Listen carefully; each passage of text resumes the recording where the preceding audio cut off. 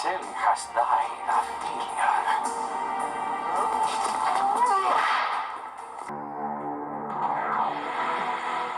Where'd you get your guinea pig? Happens to be the best damn candidate out of 600 volunteers.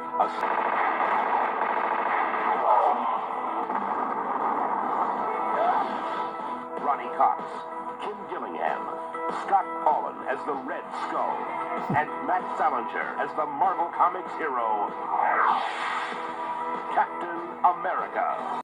So I watched the director's cut, which was released in 2025 on Blu-ray.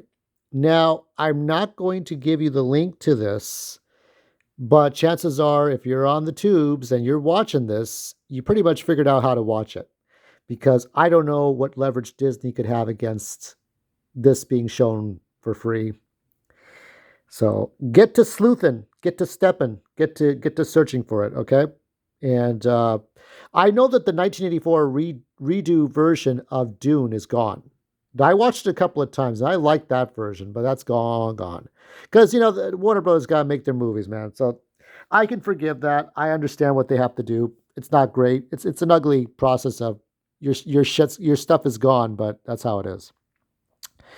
Now, I remember this movie. Oh my God. The first time I saw this movie, I was at my grandmother's house, the theatrical cut. And this was in, I couldn't even tell you.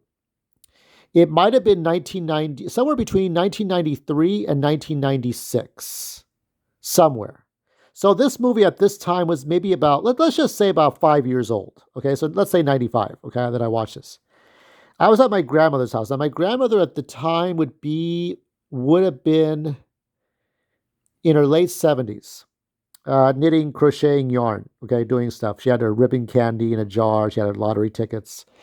And my dad, because my dad was cynical and mean-spirited a lot, he would say, "What are we watching?"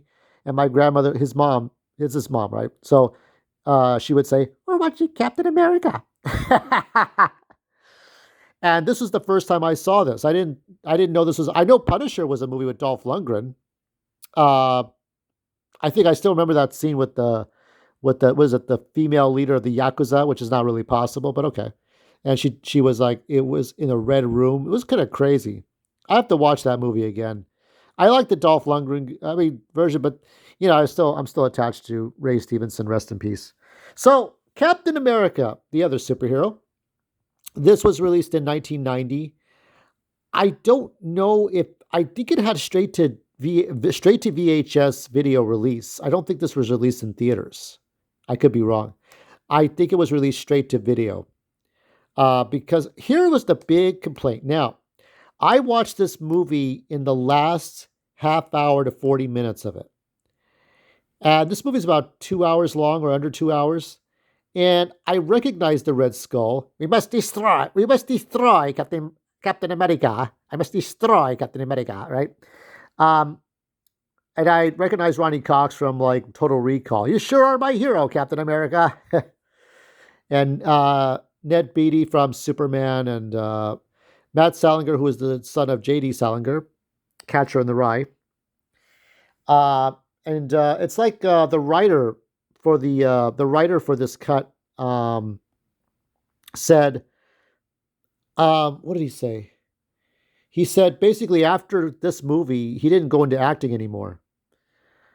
Now, later on, when I watched this movie again on TV, I saw the first 20 minutes or so. I was like, what a movie this is. This was a movie. There were some parts of the theatrical cut I did not like. Now, the big one was the sort of Han Solo dumb move that he does in this movie. If you know which one I'm talking about, it's in Return of the Jedi. Han Solo sneaking up on a bike trooper in Endor, and he steps on a twig. And then the spike trooper's like, turns around and gets him, and they wrestle a bit. So Captain America does the same shit. And I'm like, this is supposed to be a super soldier capable of anything, and he steps on a twig. Like, no. So I was like, and the biggest complaint of this movie is that where did the budget go, right? the budget was like so good in the World War II scenes that we go to the present. It's like whatever, and yeah, it's unfortunate, but that's just how it was. Um, as I look at this, I looked at the director's cut over the weekend, and so the biggest change, and I think Ivan Ortega, who you might remember from the Star Wars film fix and fixing Star Wars: The Last Jedi, he poorly did it in a way because he just couldn't get it out there, but he knows how to edit. I think Ivan Ortega would respect this. So what they did, what the cut was from the director, because he passed away, Albert Pune passed away years ago, and they took the cut, they took so the flashback you see is cut around the movie.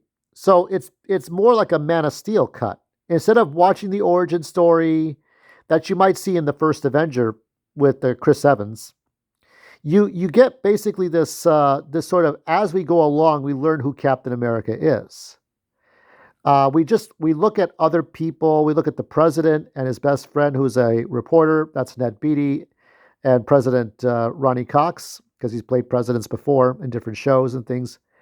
So we're looking at other people, and Matt Salinger as Captain America, we get to eventually, but he's in the ice, and he gets out of the ice.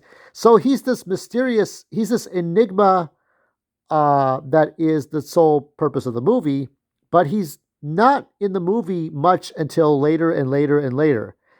And I want to make it clear, this is not a Christopher Nolan, Zack Snyder, Peter Jackson, Panos Cosmatos, George Lucas. This isn't like really high level story. This is kind of a bit hokey, a bit sitcom like this version here. Because if you had to really ask me what my favorite versions of Captain America are, that would be the Bourne trilogy minus the last two movies, and Ultimate Origins of Captain America.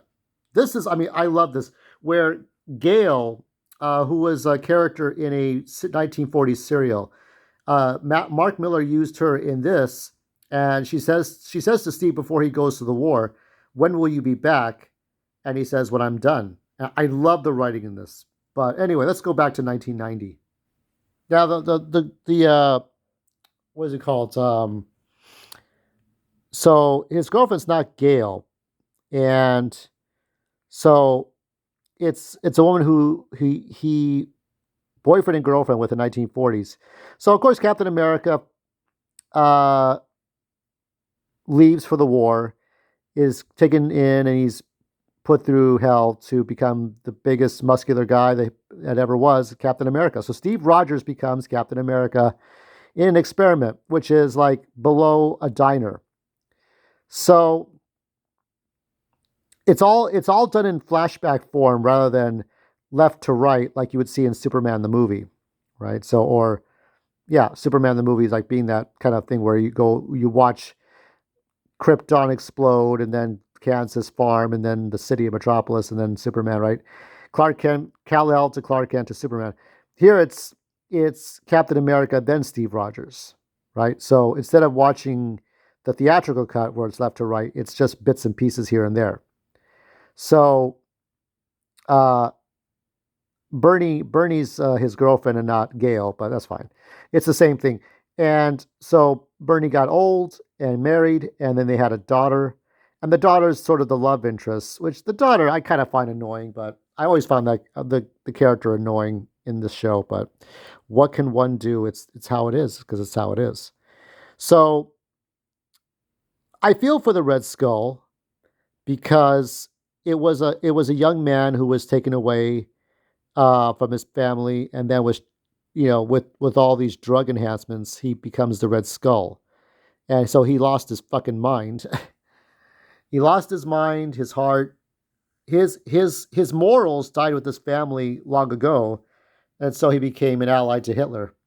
And you see the origin stories fold out. It's a woman scientist and not a man scientist in this movie. There's little differences like that. You see Steve Rogers go to an old folks home to see his old commanding officer who's kind of like, in dementia. You see bits and pieces of his old life. But how do I describe this? It's basically, it's trying to be like diet Jason Bourne. It's not Jason Bourne in which he's running from everyone, but it's like, this is a man trying to figure himself out. Now, I will say that I like Matt Salinger more than Chris Evans because, Chris Evans, still my favorite Captain America movie of all of them is Civil War. But that's like all the superheroes get together, right? Almost all of them in the MCU. This is just Captain America. There's no Nick Fury. There's no lead into whatever. Because in First Avenger, that whole thing takes place in World War II. It's all about World War II. Whereas in this movie, it's sort of a Metal Gear Snake infiltrate the base and then take out a missile, right? And the Ultimates version of Captain America, where he's wearing, helmet, and because they wanted to change his outfit, and they weren't allowed to change his outfit in any way, shape, or form. His outfit had to be the same as in the comics. So I guess we could applaud that. Marvel had, even though Marvel was not Disney back then, I think even the writer said Marvel was worth a few $1 million. Anybody could buy Marvel comics back in 1990 or 1989. That was a different time. Because after the Disney acquisition, after Ultimate Marvel, Marvel's a different animal now. Avengers, Doomsday, who knows? But back then, it was a different thing. Anybody could buy it, but they still had rules. So they have the trench coat and army gear on Captain America while he's still wearing the suit, and that's kind of what the Ultimates Captain America is based on. So many great things about this movie that I just think I like the movie overall. It's still a bit hokey. It's still a bit campy. It's worth your time to watch it. And I think it's probably the best of those Captain Americas, with Civil War being a close. Let me think on this. I would say that Captain America 1990 and Captain America Civil War, which has Chris Evans in it, it's apples and oranges. I think you could watch the two back to back. You could skip First Avenger. Could you skip Winter Soldier? Probably not, because you have to know who Bucky is, right? I have yet to watch Winter Soldier and get into that.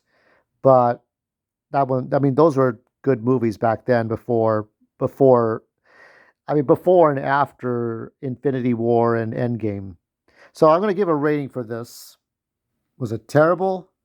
Was it good? Was it great? Where will I give this one? I'm going to give it, I think I'll give it a 4.1. So kind of like over here more. Like this, it's sort of here, but it's a little bit more to that line border. I'll say a 4.1 out of 5. I think the girlfriend kind of keeps it. There's some stupid things that happen in this, but you try to suspend disbelief. Characters die off. I didn't like the one scene where the two women arouse the suspicions of Captain America and the girl, and they sit down at a table right next to them, and they point their gun out and open fire. These are the dumbest henchmen I've ever seen.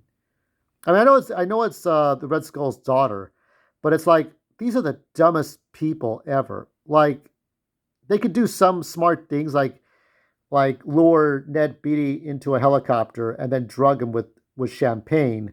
But then they go and pull out their guns in public in daylight without silencers and just do stupid shit. Like, I don't have much thought. I think that's what's keeping it from being a 5. It's the Red Skull's daughter and the henchwomen, all these people. They're just kind of dumb. So 4.1 out of 5. If you see the cut, let me know what you think of it, and leave a nice comment in the comments below. I'm just tired. It's time to move on. Excelsior.